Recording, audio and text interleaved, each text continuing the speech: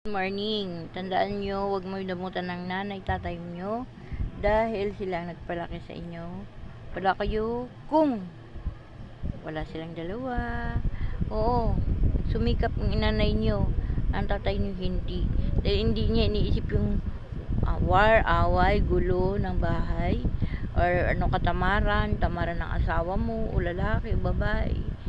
Sino ba nagsumikap? Kung sino nagsumikap, dapat yun ang pagtuunan nyo na pansin. Kasi hindi kayo makapagtapos, hindi kayo makapag-anak, hindi nyo makita anak nyo, hindi nyo makita trabaho nyo, hindi mo maalala paano kayo lumaki. Yun, maglagi kayo magdadasal.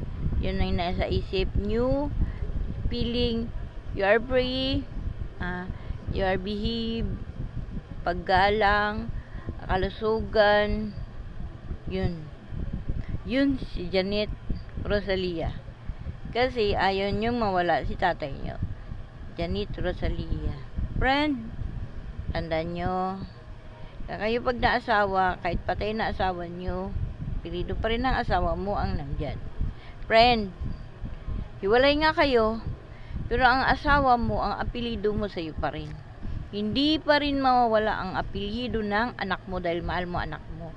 Tama. Correct. Love you sa inyo lahat. Magkukilay dahil ayan. Dapat maayos yung pagkilay nyo. Pantay. Isukat yan, guys. Ito, dito. Ito, dito. Ito naman dito. Yan dapat pantay yan. Medyo kapalan mo lang kasi pag sa gabi, para sayang naman yung paglagay mo na hindi hanggang gabi. Dapat hanggang gabi. Correct? Yan. Kapiranggot na kilay. Dagdagan mo para maging maayos. Tingnan ka ng tao, hindi sila matakot sa'yo kasi nakaayos ng mukha mo. Normal yan. Huwag mo na sabihin landi or ng lalaki dahil nag-makeup, hindi yun paglilinis ng katawan yan. Pinag-aralan nyo yan ng mga estudyante. Huwag kayo mang-bully. Maganda pa rin si Lola. Diba?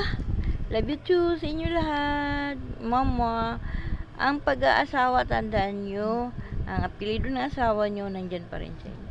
Dito sa Pilipinas, pag hiwalay kayo, hiwalay lang.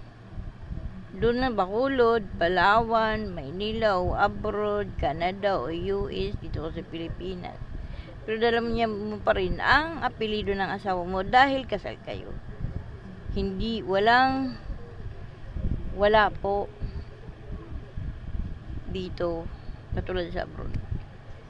Kaya pag sinabing hiwalay, gawa na lang kayo ng abogado.